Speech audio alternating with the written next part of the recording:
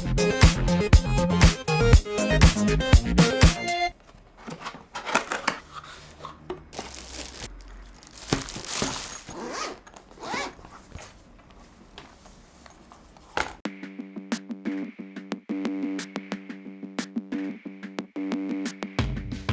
what is up guys, I'm KBHD here, and these are the Audio-Technica ATH-M70X. Yes, there's been a lot of curiosity about these brand new headphones coming out, especially since the ATH-M50s have been so damn popular, and these seem to have an upgraded name and a bigger price tag with an MSRP up over $400, although you can get them on Amazon for $300, linked below. So with the M70X, the number one question I get, and actually the easiest way to talk about them, is how do they compare to the M50s?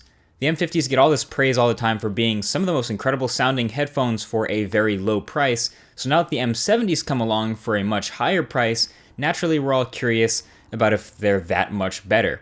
So with headphones, my comparisons can be very simple. I don't have to worry about battery life or display tech or anything crazy like that. It's just how they're built and how they sound. So with the build quality, the M70X are very simple and pretty similar to the M50s. I'll be honest, I was looking for a bunch more metal or other premium materials because I honestly expected that with such a price increase.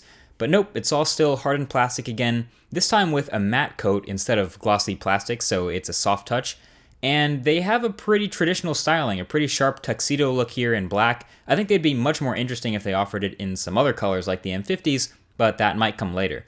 So they ditched the big, bold Technica branding on the top of the M50s for a much simpler, subdued look on the M70s. But this band here is still very flexible. It will suit all sorts of head sizes, although now it is actually only padded in the middle where it actually touches your head. And overall, the headphones are just actually a lot lighter. This makes them more comfortable to wear for longer periods of time. I actually know that was a pretty big complaint about the M50s, that they were a little bit too tight. The M70s still have a fantastic seal with even softer ear cups and cushions all around them, but they sit a little bit lighter on your head now.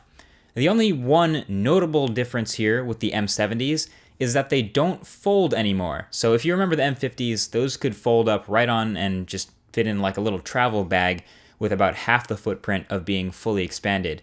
And the M70s are lacking that hinge that it needs to do that. So you can still swivel the ear cups 90 degrees to lie flat, but that means you need a larger case here that actually comes with it to store them and travel. And I guess that's a pro and a con. It's a con because they are a bit bigger and it requires more space.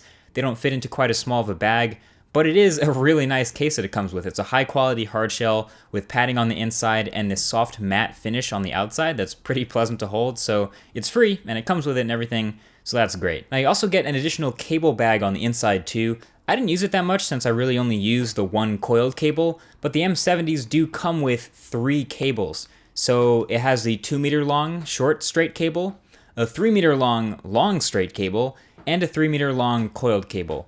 So I use the coiled one most often, like I said, and they all connect to the headphones via that same new twist and lock mechanism that we saw on the M50X. So again, it does mean you can't really use any third-party cables if you wanted something colorful or something braided or something like that, but the twist and lock is a pretty secure fit and a high-quality way to connect your cable. So overall, yeah, these things are built pretty well, but there's obviously nothing spectacular about them, which I guess it isn't really meant to be. You'll see why in a second.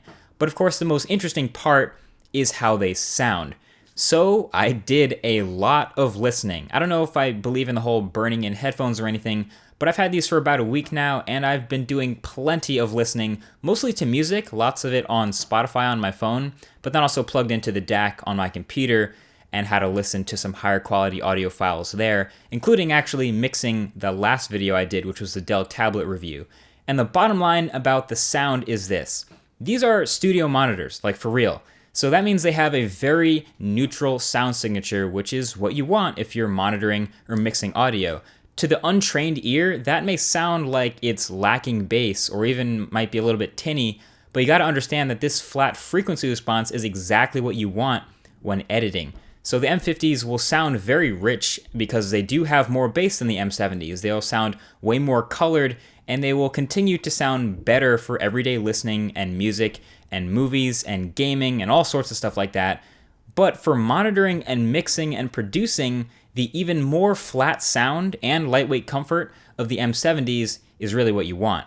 Now, if we back up for a second, the M in M70X stands for monitors, right? So closed back headphones. But Audio-Technica actually newly introduced something called the ATH-R70X, and the R is for open back reference headphones. And a lot of times when you step up in price for audio quality like this, you're gonna wanna move to open back headphones. It's kind of like moving to speakers in your room that are right next to your ears. It's something that I can explain in a later video, but for now, I think the M70X is really the upper limit when it comes to closed back production headphones that you wanna get in this price.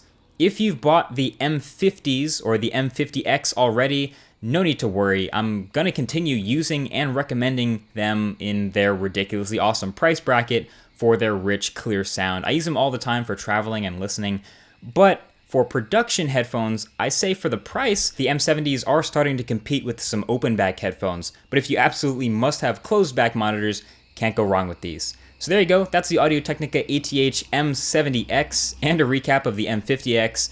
Thank you for watching, and I'll talk to you guys in the next one. Peace.